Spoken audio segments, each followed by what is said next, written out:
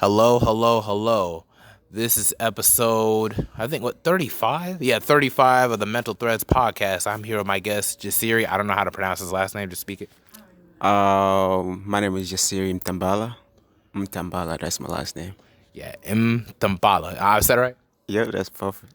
All right, cool, great. Because I know even as African kids, when they be pronouncing our names and everything, it always be like, sometimes it'd be a stressful headache, man. I swear. I think in high school, they used to call me like souffle. Like, it's tea souffle, not tea souffle and everything. They would just mess with my head and stuff of that nature. I understand you are a business student, correct?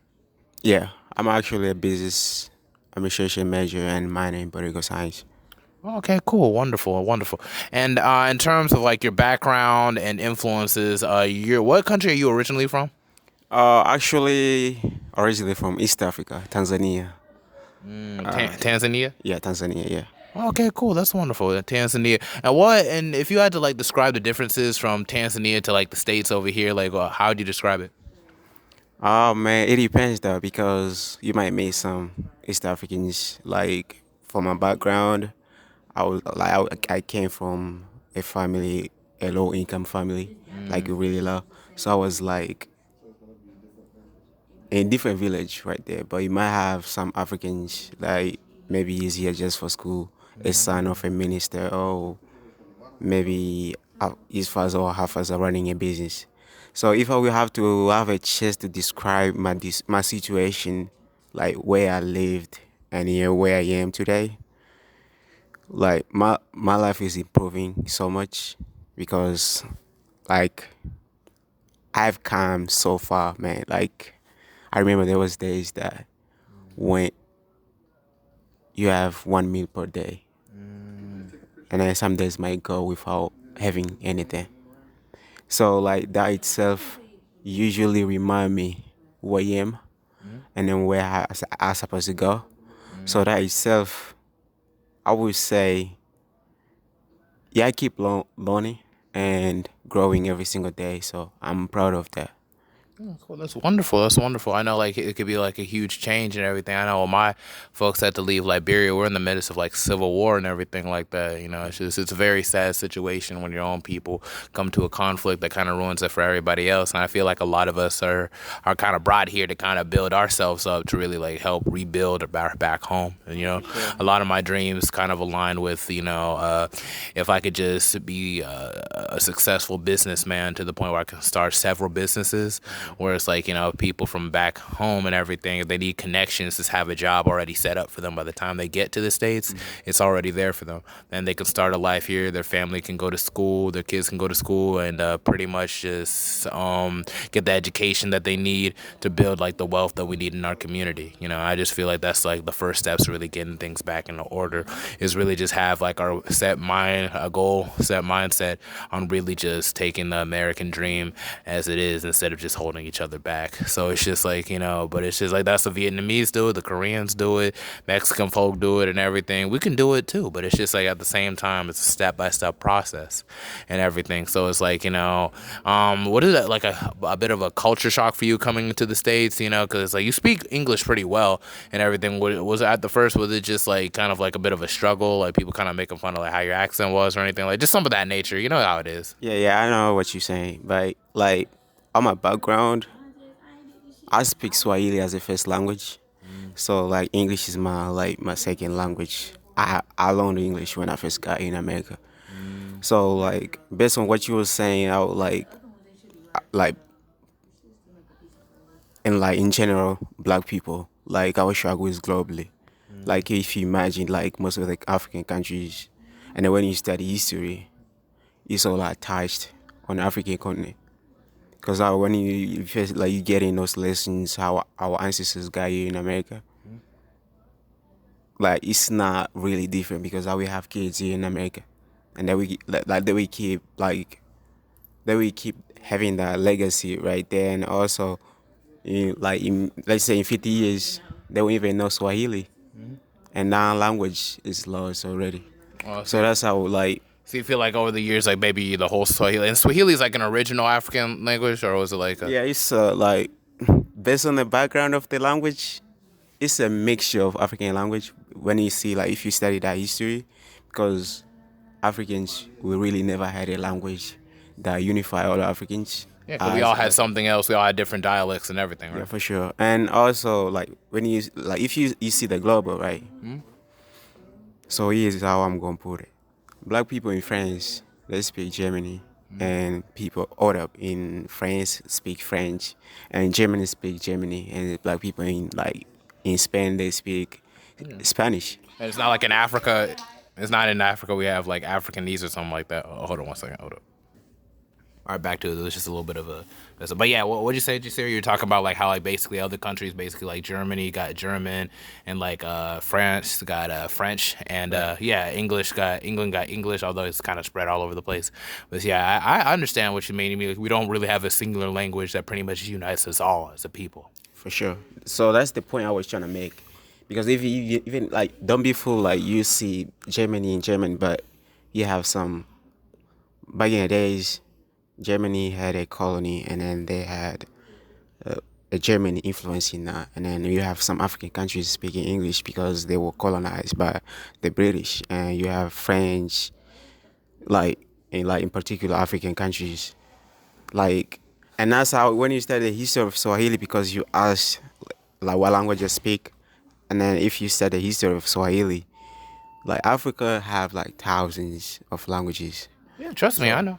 so like so they had to sit together, bring different pieces. Let's say, for example, you from Liberia. What's the most popular native language in Liberia? Well, because it's like, because since it is Liberia, our universal language is English because it was colonized basically or founded by U.S. slaves. So it's like English is our main language, and everything. But at the same token, we all got our own language for each tribe, basically. Like Mano and Gio, like that we're sister tribes. I just had like one of my friends. He's Liberian too. Is like his family is of the Gio tribe and everything, and it's just like the Mano and Gio like language is kind of close. It's like branched from the Ma Right. language. Like there's different branches to languages. It's just like the further the tribe separates from each other, the more that the language kind of switches up. That's just human.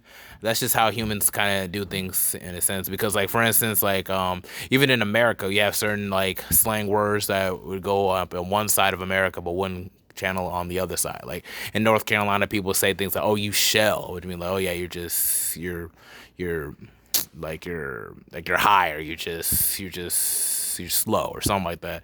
But it's like if you say something like that in like New York or somewhere like that, it's just like they'd be like, "Oh, like what would that mean? Like what does that mean?" Like if somebody else never heard of that song, you know what I'm saying? It's just like same thing with Africa, but it's just like the difference is it's just like it just kind of connects with the family and like the tribe. It's just they just find different words to describe different things, and it's just like how Africans are. Like we always find new ideas how to express ourselves and everything all the time. So it's just like it wouldn't be crazy for like each tribe to just have different languages. Like I'm from like my folk family's from like Liberia, so that's 16 tribes as it is, plus like the American slaves. So it's nothing but all sorts of languages. You know what I'm saying? Just in one country as it is. So it's like I could feel that, and that's just one country. If it was just one country, like each had got their own language, then it'd be a little bit easier in Africa. But it's not so much. So it's like I feel like that's one of the bases for why we have so many different civil wars and stuff, because it's just like it's just like the basis of communication is always kind of broken to an extent. So yeah. And that's the point I was trying to make because the language is the foundation. When you see like black people in America, just the history itself, how people got here, like from different empires in Africa. Like let's say if they took slave from like Nigeria, and then they took some from Liberia, and they brought them in America.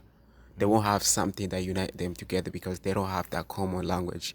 But since they had a common colonizer who spoke English, so black people in America now we have that common language. Yeah, of But we, English. we never think about how can all black people have like a common language. So that's the background of Swahili. So they had to sit down.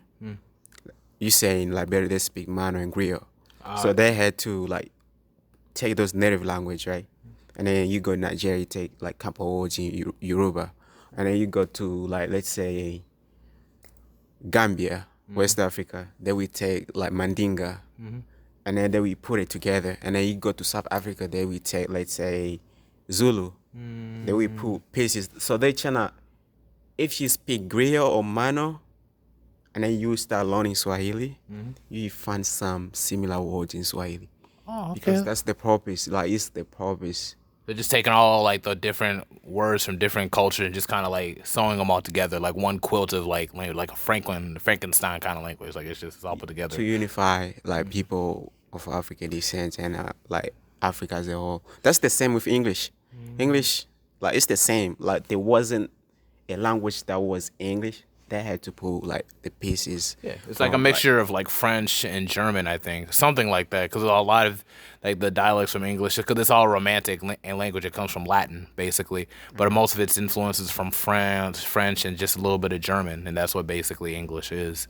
Which is weird that we even like speak it. Like it's weird because it's not our original language. Like I wish my family would have taught me my language and everything, but they're too busy talking shit. So it's just like I don't know if you know because you actually know the language and everything, but it's like sometimes they'll just say some snappy things, and the language like I just wish they would have taught us and everything.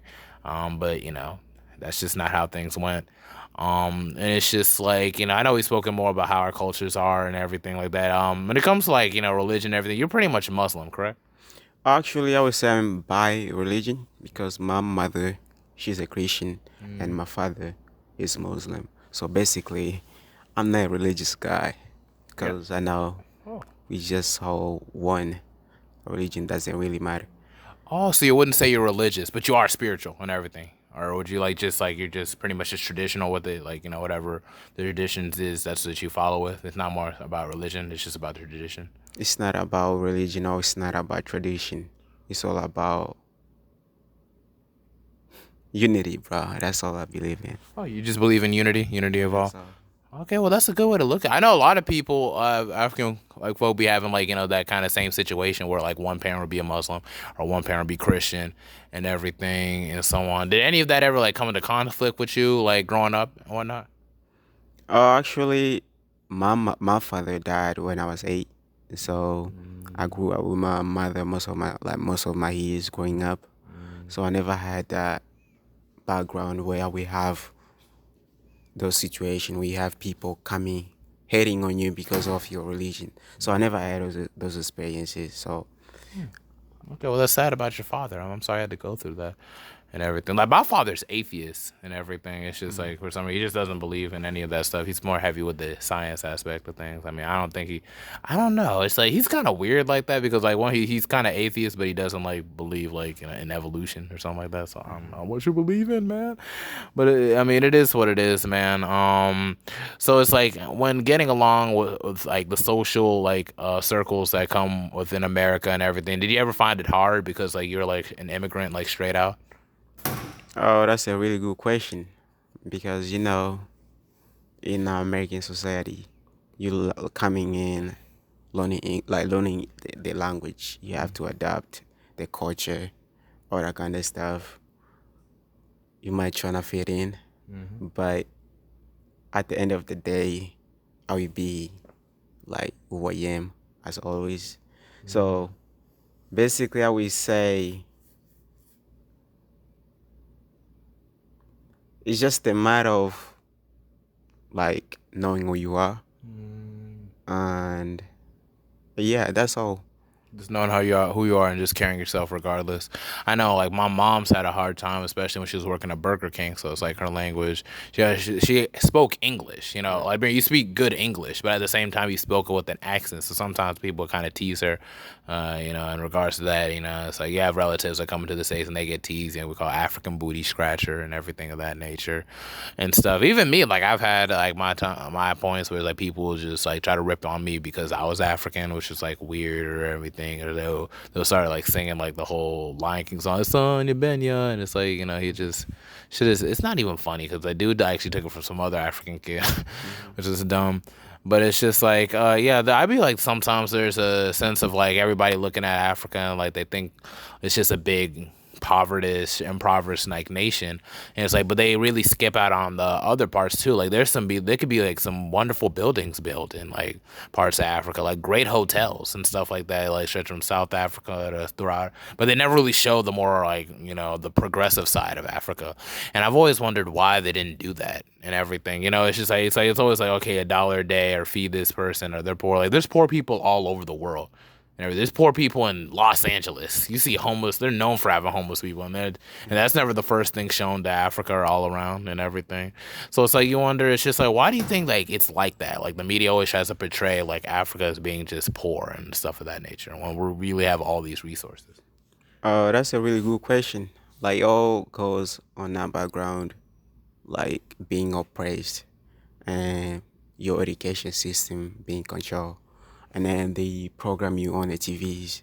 So that's what you be seeing since you were like 5, and then if you be programmed like that since you were 5, you be growing up believing it. So black people, wherever you are geographically, whether you are in Africa or you are in Europe or Australia or in Caribbean, South America or Canada or in America, it's so controlled by white people, bro. So they have control over us. So like we really can't do anything because It's just media, but it's at the same time it doesn't really define you, it basically. Like doesn't really define it's you. just a But part of the truth. It's not really everything. yes, but if we tryna get out of it, yeah, we will start to go economically first because that's where they got us. For sure, for sure, for sure, most definitely. What was I gonna say? I understand that you pretty much got this whole thing with entrepreneurship club. I always wonder, why did you choose to go mostly into business? I know like most African families would prefer their offspring to go into like the medical field or in just places where they know that a job is always guaranteed. Yeah, why'd you choose business, man? Oh, that's my passion, and then I always say that was it went like it goes back when since I was little, since I was younger. I was that kind of kid who would be passionate in business, trying to like own his own stuff or trying to figure out things out. Because as I grew up without a father, that itself gave me motivation back. Because I remember there was days where I would ask something, or maybe I need my mother to buy me something, but she won't be able to afford it. So that itself gave me a motivation. Like, why can't I just figure it out on my own? And then I will ask her like maybe $5, and then you ask me like 3 weeks later, I will have a $50 already. That $5 reproduced to 50. So that itself, and that's why even when I got in America, I was like, yeah, I should be focusing more on business because that's one of like, yeah, one day I just want to be a business owner, want to run my own business. And you want to take your business international, or you just want to stay local in the states, basically? Currently, after I graduate, I want to start my own business and also be working on like in a corporation. But if I was, if that business and everything is settled, yeah, we be internationally, probably in a state and particular a couple African countries. Okay, that's cool. That's wonderful. And what ideas do you have for business in particular? Are you just focused on clothing, textile? Are you focused on like food or produce or anything? Or is it just as like marketing? Or maybe you want to just be like the one that just want to market like sporting events and stuff of that nature? Like, what's your main focus when it comes to like, business and stuff? Oh, currently I do drop shipping. So that's what I do. Like, doesn't matter what kind of product you're looking for. You can just go to my website and do it. But right now, we're still working on our website.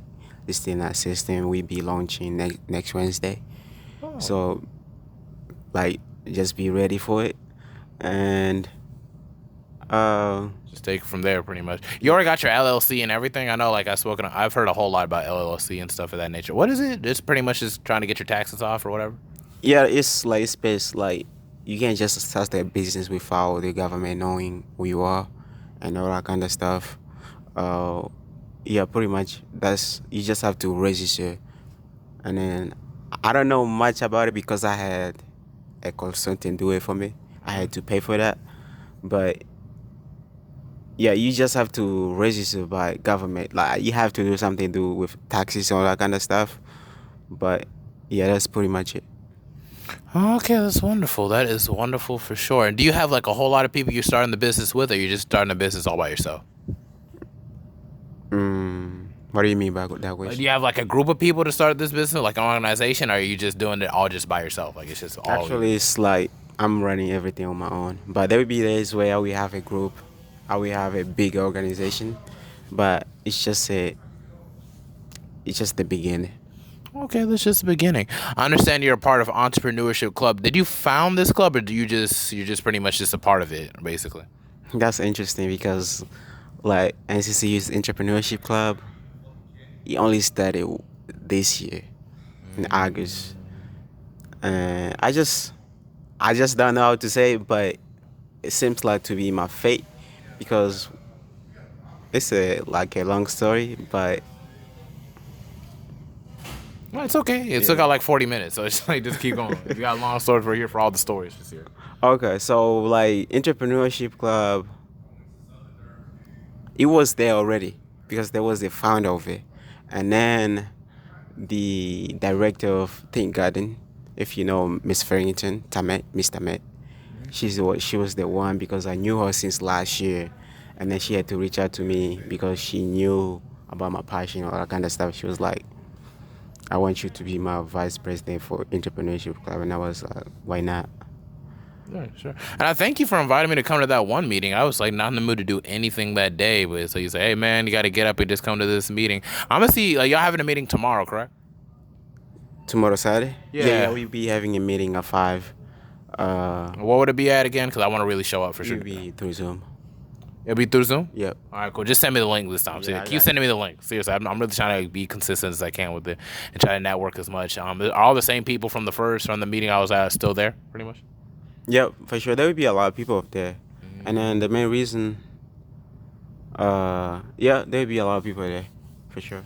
Okay, that's wonderful. That's all pretty good stuff, man. Like, so that's great that you're using your time wisely here, especially as a sophomore to be a part of an entrepreneurship club. That's really gonna look good on your resume and everything when you want to like go and like probably I don't know if you want to work for anybody, but it's always good to have like a nice club on your resume and everything. Like like I wasn't really a part of too many clubs and everything. I was kind of mostly a recluse on campus and everything, but it's just like it's really good to use your time wisely while you're here and so on of that nature. So, like, what other business plans do you have in the future? Like 5 years, 3 years, 5 years, maybe 7, 10 years down the line. Like, what's your plans?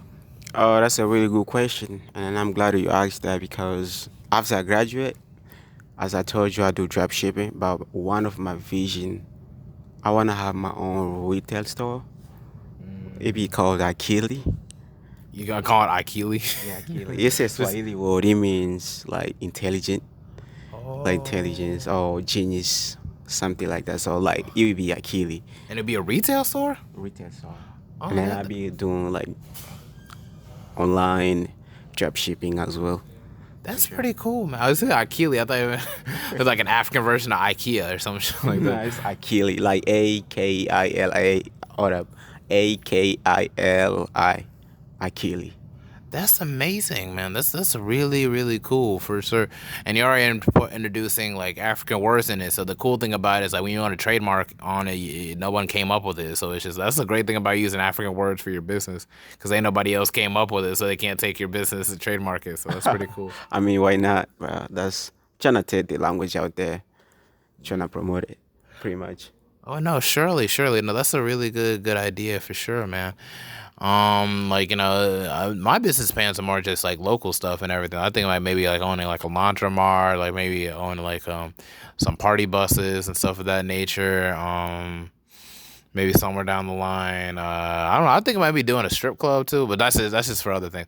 I know you probably say what strip club, but it's like no. But like also I like to do like maybe a grocery store. Sometimes there ain't a whole lot of a black owned grocery store and everything. And I know like I walked into this one grocery store and everything. It was like owned by a Nigerian person, and it was like they had like like the little scanning things like at the regular grocery stores to be scanning, and I'm like, wow, they really did all this stuff and it really looks like a regular grocery store.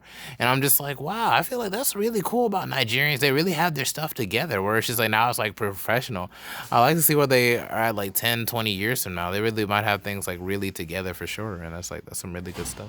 Yeah, that's interesting. Like it's just matter of a time. Like because you know, like we all, I hate to say this, but America is based on Europe culture. So don't be fooled. Like now we see America is Americanized, but it's all based on our legacy of Europeans colonizing Everybody and knows then that. influence that. Yeah, yeah. So you don't have to be fooled. Even an African culture, you can normalize that You can. and be seem like it's an American thing. That's Yeah. what I'm trying to say.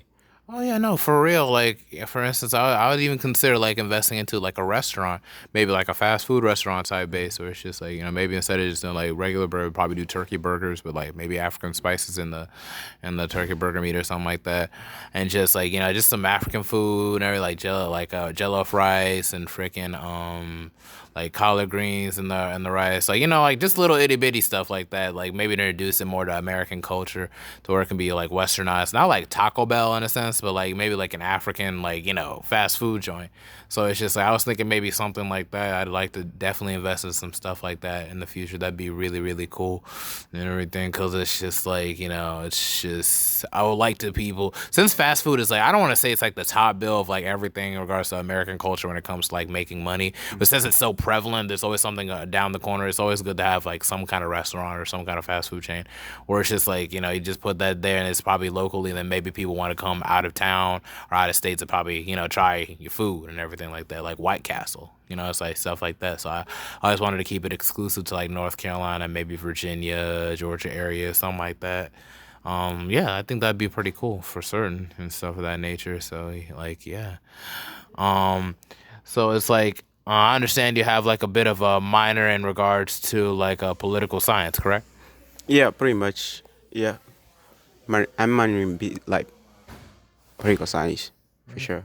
Oh yeah, that's cool. What do you plan to like really? How do you feel like that would aid you in regards to everything, or do you just want to have like some kind of like political office and stuff like that? Actually, I'm not minoring like in political science because I want to focus on politics or anything like that. But you're back on a same background. Like you can have like a political say without economic power. So like you might be talking, you can make or pitch like speeches you want. You can pitch to anyone whatever you want to say. But if you don't have that, it all come with money, bro. You have to have that strength in economic in order to push your political agendas. So that's the main reason I was like, I can focus on political, but It's kind of business intertwined, like like when it comes to economic and it's just political. And it's 'cause even in America, for instance, like there's so many companies being like what's that term? I don't want to say laundered, but it's like it's just so much like influence with money and like billionaires in regards to politics and everything. So it's just like I can understand like why you want to probably check out political science to kind of just probably see the patterns and stuff of just what part of business is being protected and everything. I don't know. Might you be like you're not really too interested in regards to cannabis matters, do you? cannabis. What is that? Like I don't want to say like marijuana or weed and everything because it's just like but it's just like see, cannabis is just pretty much comes from that. You see, cannabis is a substance I feel like that could kill so many businesses because like one, it could like really be it could work for like making all types of paper, clothing. It could work for serving as a replacement for gas and fuel. It could serve as just all sorts of things, like even for like mental health, things of that nature, pains, stuff of that nature. It would kill off even like so many different types of businesses, which is why it's always like legal. I mean, illegal in certain areas and everything. Wherein it's really like it doesn't even cause any damages, stuff of that nature, except that maybe the sometimes where it might be laced and we don't even know where. I would imagine a world where if everything was regulated more professionally, um, there's possibilities that yeah that there can be like um, where they could really like serve society in a very positive light. I spoke about this I think on a different episode, but it's like yeah, just stuff of that nature. Like if I were to invest like my money into like some type of business, it would definitely be cannabis business. But at the same time, I feel like a lot of like billionaires pay offices to kind of like keep it illegal and put people in incarceration over it, when really it could really help everyone and stuff of that nature. So like that's why I feel like that it is important to like that you're going into political science. So what are your thoughts about stuff like that, like cannabis and stuff like that? Oh, I have some friends who does like trying to have those kind of dreams, like focusing on like trying to promote it more and make like a lot of money from it.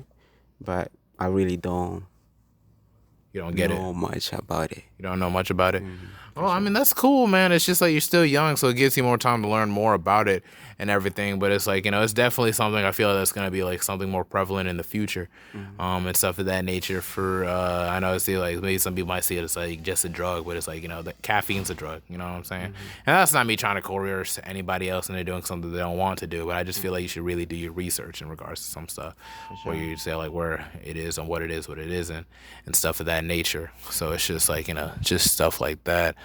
Um, so it's like I understand it's just everybody's experience in college is all different as it is.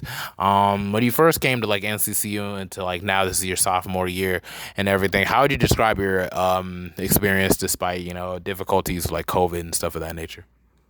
Oh, I would say, man, like it's been a long journey because when you see that as a first generation student in college, so like in my family, never really had somebody who ever been in college, and like a bilingual, and like and the lockdown, the coronavirus, all that kind of stuff. It was like challenging, but as a HBCU, like you went back to that. Like you just I don't know how to put it, but it's just like it's good so far, pretty much. Pretty good. What do you say it's like big difference from like high school and everything? Like, do you just feel like maybe like the HBCU experience is a little bit more welcoming for you? I remember there was days where I was like, I just want to go to a different college in Greensboro, but my mother was like, why don't you go to a HBCU such as NCCU? So I would say like North Carolina Central. They had like I had like different university pick me, but they chose me. But with my mother's influence, that really worked. Yeah, pretty much So your interest in HBCUs it came from your mother.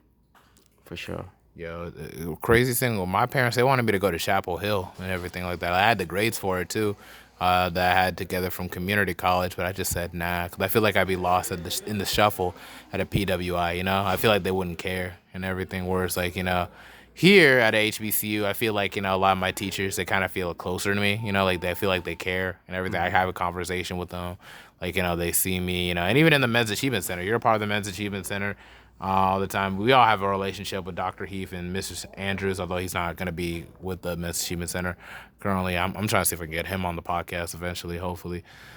But it's like yeah, man, it's just like this campus right here, NCCU, man, it's really I won't say it's like a trip or whatever, but it's definitely like worth like being here for sure. And it's just like, I wouldn't want to go anywhere else but stay at a HBCU. Like I hope my children go to HBCU and on and on, but it's just like yeah, just like that. Yeah, bro. Like it just feels good when you walk around looking at everybody looking like you. That experience itself, like, is powerful more than you ever think. Like those experience, like building relationships, like involving more on campus, making friends. Like nothing is more greater than that. Like it means a lot. No, seriously, for sure, man. Like a lot of y'all, for sure. Like I really hope to keep up with y'all, see where y'all at in life 5 to 10 years from now, and everything like that. All I do is sweat about the future, and everything. And I feel like it's kind of bittersweet because this is my last semester, so I will be leaving. I will be hopefully to transfer to Howard University, how depending on how things go, and everything. But it's just like yeah, just stuff of that nature, man. Like this school right here, man. couldn't go nowhere else. I don't think I can go anywhere else. But it's just like, sometimes I do wish like I would have gotten a little bit more out of HBCU experience. That's why it's good. Like since you're staying in a club, stick with the entrepreneurship club. If you wanted to branch out to do anything else, I definitely consider it. Would you consider going into like a fraternity, or are you just saying like whatever? Are you talking about after I graduate? No, no, because a fraternity, you can join a fraternity while you're on campus. Like, would you consider like joining a fraternity, or just like it's a whatever for you? Oh, it's whatever for me. Like, it really don't matter. Really doesn't matter. Yeah, I wish I would have joined a fraternity, but I just couldn't. I just didn't have the time for it, really. But it's just like, yeah, it's just stuff like that, man. Like that's really really cool, and everything. So like when being like a first generation student in college and everything, might you have siblings by any chance? Actually, I'm the second of four, so my mother never really have a daughter. Like we all four boys. Oh, you're the second of four. Yeah. Do you have an older brother that's in college, or you just said no? Oh, it's not in college, so he's just working pretty That's okay. much. And then I got my two younger brothers. One is like in 11th grade, and the other one just got in ninth grade. Oh, okay, so they're on their way to college too. Like, would you recommend them to come to NCCU also? Come meet you here? Or is it just like what? For sure, that's my plan right there because I just wanna have my whole family graduate from NCCU. Oh For yeah, no, sure. that's good. I wish my brother would have came to NCCU like at the same time with me and everything, because it's just I feel like maybe I'd be able to monitor him and see how things go. But I don't think they had his program here. I'm trying to see if I can take him to Howard University and everything with me. I need to really work hard for sure. Like I've been slacking for a lot of weeks for sure, but it's just like it's just stuff like that. Like if I can really, really dead ass, like get myself together, knock everything out, and then just kind of focus on getting myself together, so I could be able to go to the next level with grad school and see where that takes me. Then all be well, basically. And For it's just sure. like, and it's just you know when it comes to like when it comes to matters of like being the first generation student, do you ever feel like there's a whole lot of pressure on you and like setting an example for your siblings and all like and everything all together? Oh, that's a really good question because as a first generation student, seeing my mother like a single mother, like raised by a single mother, that situation itself, like my mother, she worked like a corporate job, like getting paid a minimum wage, and then that itself, like it gave me that motivation. Like for sure, there is pressure, but I don't like to say pressure. It's not a pressure. It's a motivation. Okay. Like to just keep moving forward, just keep believing it, and maybe like through one person in every family, always have that one person who might change the whole situation of family. And then I believe I'm the one. You believe you're the one? Well, Yeah, that's a good attitude to have. I'd be thinking maybe I'm the one too, and everything. And I just want to be set myself as best as I can. Different ideas. I know like they would have hoped me to be in the medical field, and it's not too late. Maybe I can go into the medical field and probably go to med school or something like that. Maybe because there is like something about biology and stuff that I seem to have like a certain interest in. But it's that chemistry that messes me up, man. So it's just like I ain't too scientific with like how I used to be. But it's just like, yeah, just stuff of that nature. Being in medical school and just stuff like that. Um, Lord have mercy.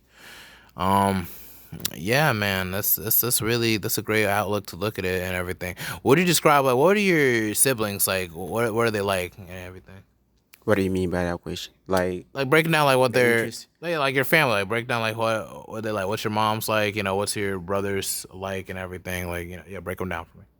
Uh, I ain't trying to put you on the spot like that, but it's just a question, just curious and everything. oh, like actually, my little brother, Mm. like the third one after me, is about 16 right now, and Mm. then my younger brother, who is ninth grade right now, is 13.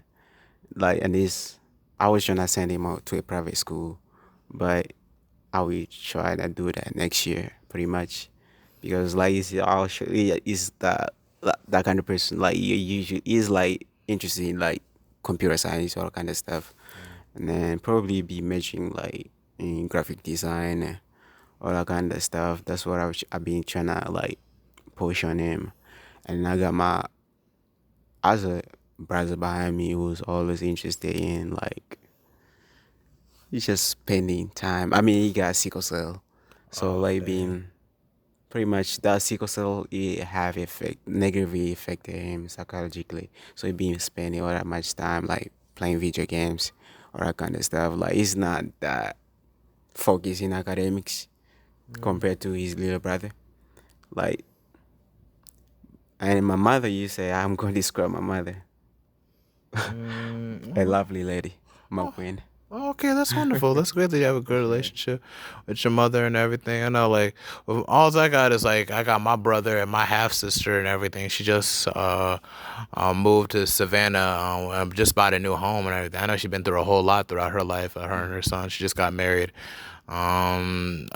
Basically like just kind of moved out to Savannah, Georgia. Just very hardworking and everything. I feel like I look up to my older sister a whole lot because even though she's been through a whole lot, she was still able to get like her education and get her degrees Hmm. and everything of that nature. My younger brother, he was very athletic in high school. He's still pretty athletic and everything, you know, and he really had interest in going into football and everything, you know. So I don't really know what happened. I feel like sometimes like I feel like I want to beat myself up. Or like maybe I should have pushed him more to like do things for football and everything like that. You know, maybe I was too passive as an older brother. But it's just like, yeah, he's always been a very positive influence and everything. My influence, I'm like an influence to him, but he's always been a very good like support system to me and everything. I'm always been trying to be a good support system for him also. You know, we're each other's support systems. You know, it's just like, you know, we've been through a lot, you know, with our families and everything, kind of like splitting up and everything. It was just a lot of conflict that we had to always deal with. And I just feel like, you know, my brother's like always been consistent with me.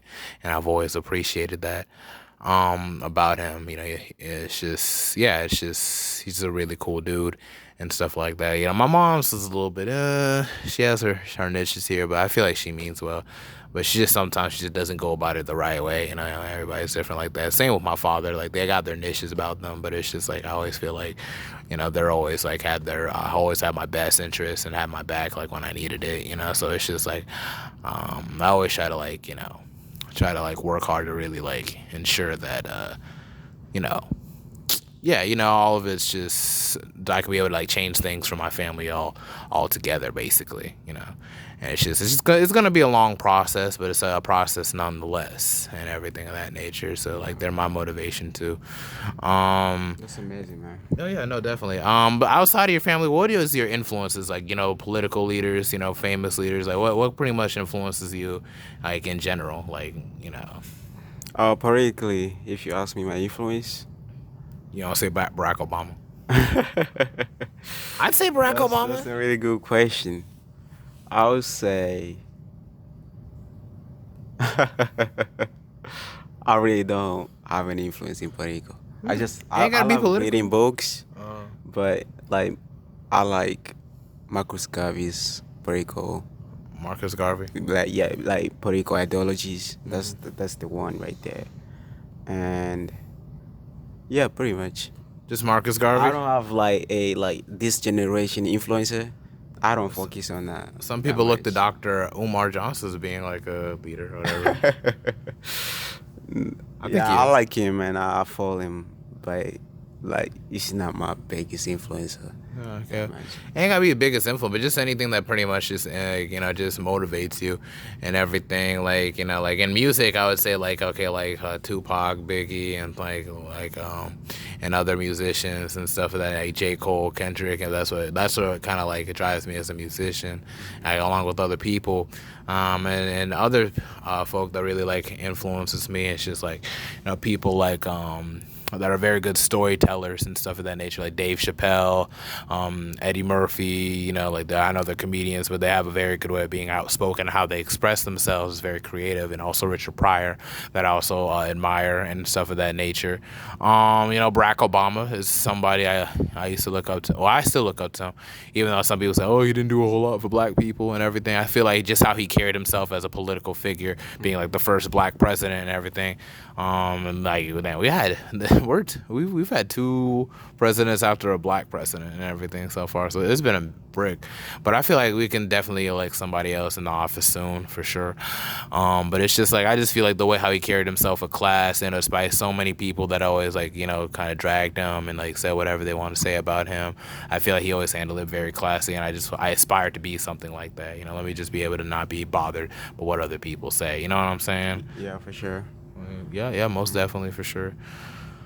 So it's like, is there anybody else that that maybe in your family, maybe you got an uncle, or whatever, that kind of like just kind of like inspires you and something like that? Just anybody. It don't gotta be like your family, but just in general, just what inspires you, like as an individual, like in school and just life. I always say my grandfather. Oh, really? Explain. My grandfather, like he was the hustler. Even I never seen him. Even my mother never seen him. But my grandmother always gave her that history. He was that kind of person, like fighting for his family, because he died when my mother was around, like under 10 years old, and then even my mother never like she don't even recognize like his face, like. But based on what my grandma's always tell me, I always say my grandfather is my biggest influencer because, like, the hustler, the fighter spirit, like that spirit itself usually just stay in me because I know for sure I'm here because of my great parents.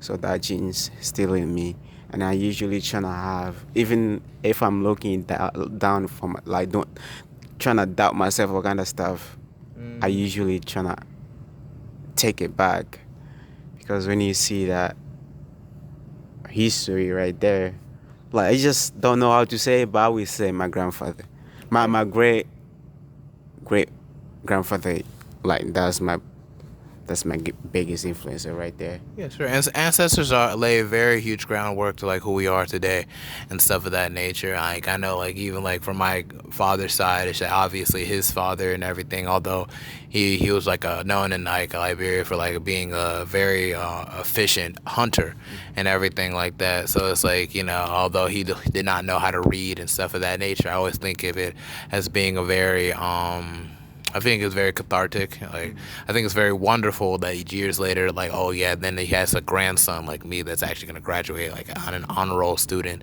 out of a HBCU. So it just kind of shows like where else can we go? 2 generations, 3 generations from now, and everything. Imagine being a hunter, you can't even read, but you're always like a kind soul and everything.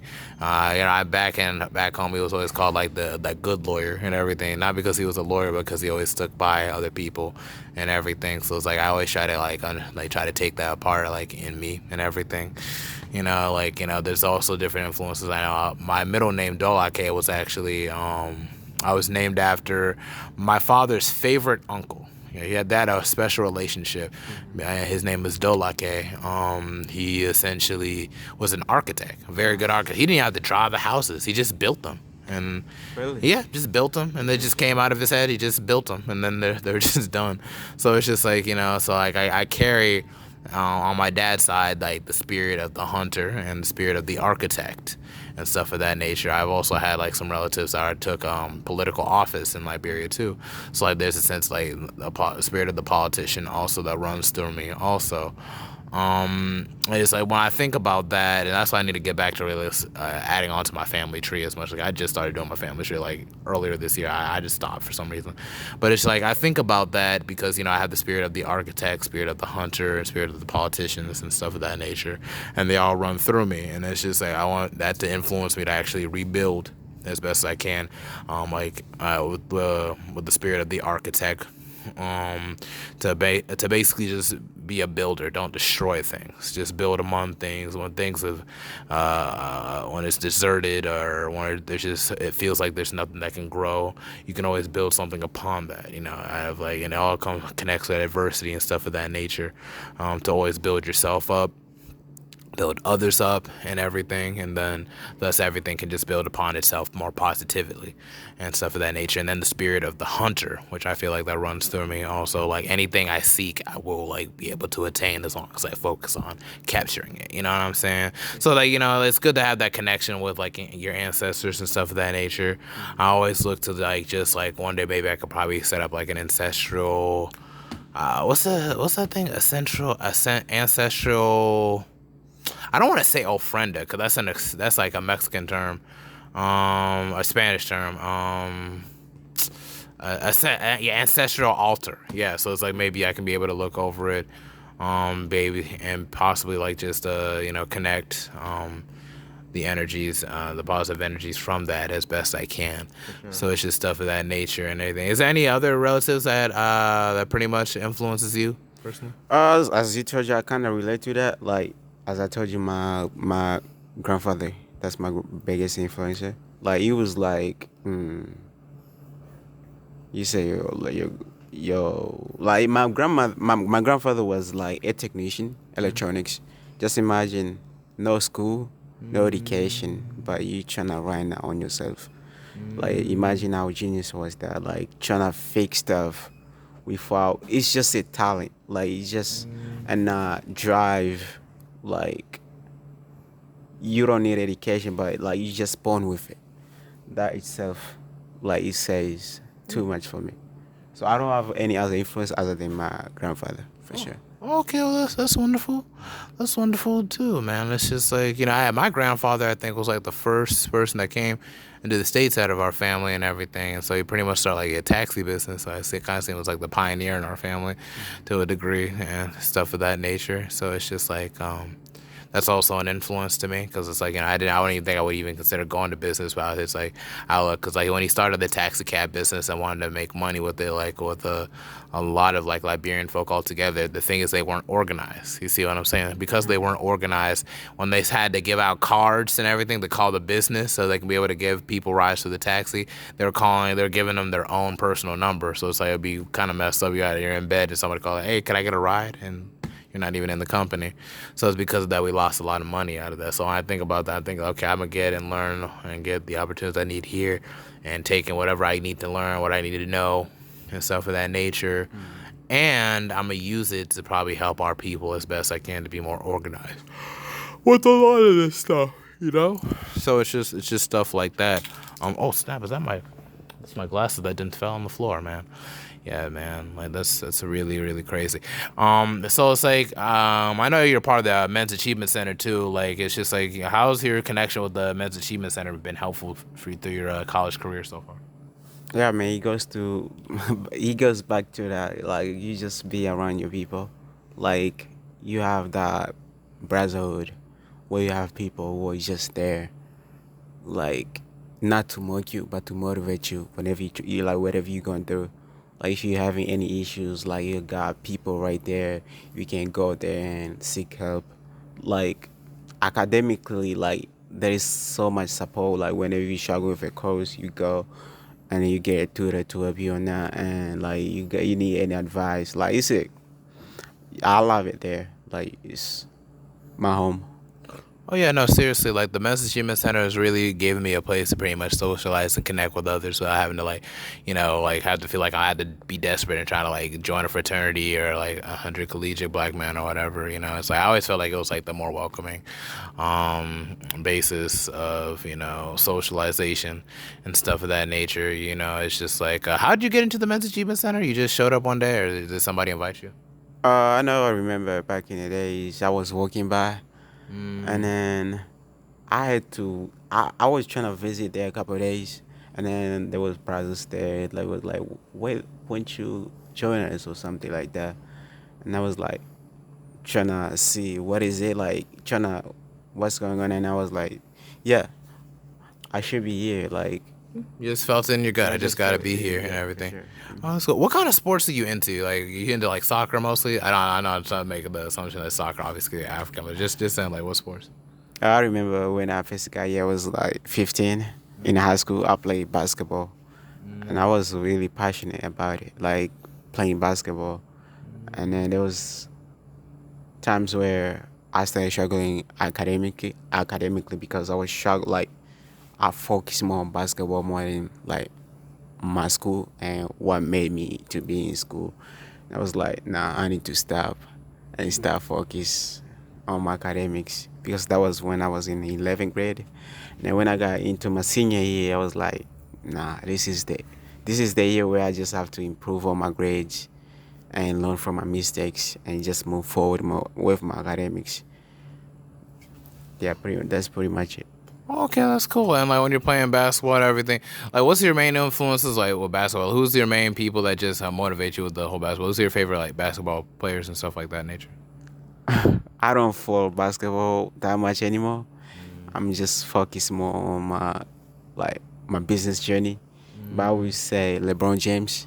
Oh yeah, That yeah. was like one of my biggest influences back in those days. Yeah, Mm. LeBron James. Yeah, LeBron, he's the goat. I know a lot of people sleep on LeBron because they always try to put him next to Jordan. Part of me feels like he's better. I mean, it's not saying like he's better like than Michael Jordan, like personally, because Jordan is always going to be goated. But it's just like I feel like he had to deal with a whole lot of stuff and for a very longer experience. You believe like he's been playing for like I think about 18, 20 years now. You know, it's been a while since he's been in the game and everything. I hope that he is able to play on the same team with his son like he wanted to. That'd be pretty cool and everything, you know, like for real For sure. and everything. I noticed like with like another African that's just got a championship out the Bucks. It's like Giannis Antetokounmpo. Like you know, I know it's like kind of weird to like ask, but it's just like how does that make you feel in regards to just like where we can go like as a people, like African people in general?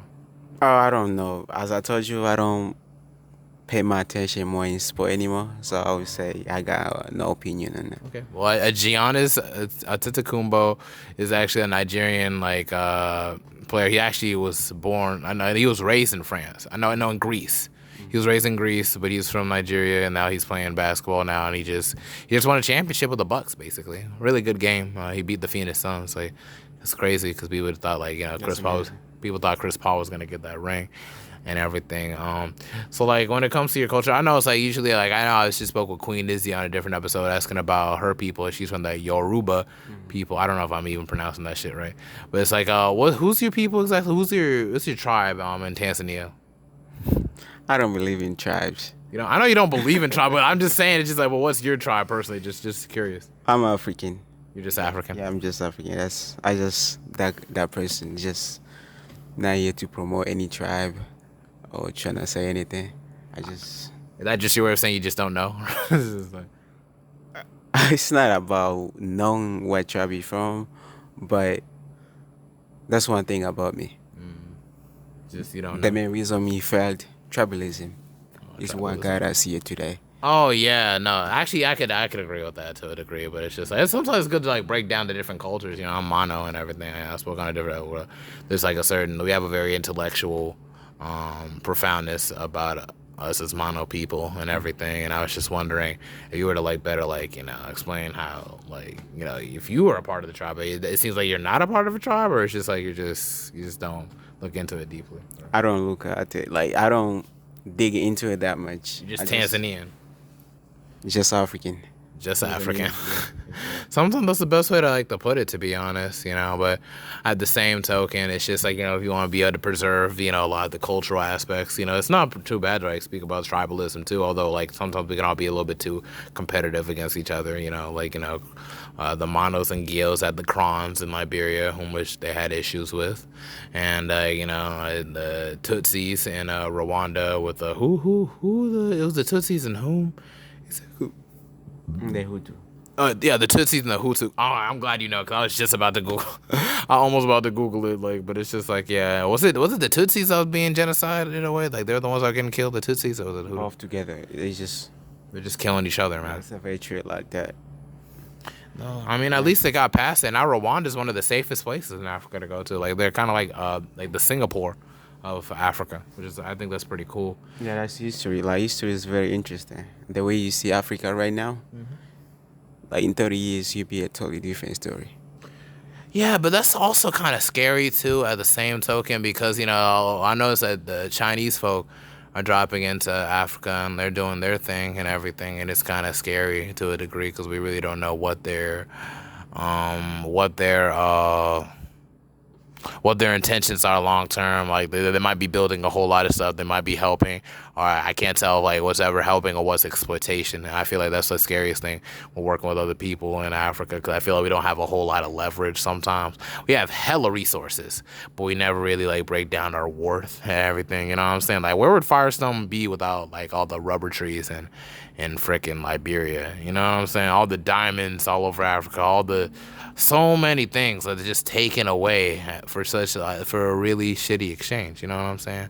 And I look back at that like, what can we do to really change that? If we were to advance as a people, do you have any ideas, or do you just like whatever? I would say that it's impossible when you think about it, but like it can be resolved though, because there is nothing new happening in Africa. The same Chinese, like the same way Chinese came, that's the same way white people came, like in Africa, trying to destroy the land, take over everything. That's the same way they did. So there is nothing I feel like the new. Chinese people are still a little bit more diplomatic though. Yeah, that's they trying to come, and then they will tell you we build these roads, we will build everything for you, but we just have to. The only thing we have to benefit from is just the resources, the minerals, oil, all that kind of stuff. But I would say the only solution, I just we got puppets all over African continent, Yeah, 54 countries, yeah, what? 54 puppet Sis? leaders, puppet leaders all over the continent. So that's impossible when you think about it.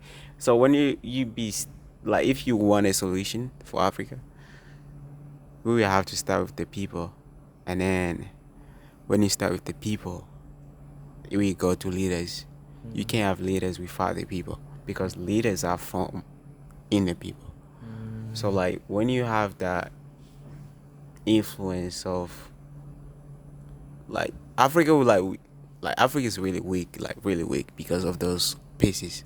Yeah, If you study history, like back in like 1880, 84, yeah. there was any African country they had empires, so they had to cut everything. But that can be reversed. You think we need to go back to empires now? I'm not talking about empires. I'm talking about unifying the continent, Oh yeah, no, and for that's why sure. we keep failing because the political power to push out the colonizers, it goes back on a division among ourselves, Yeah. which gave the foreigners to have power of Over. Africa.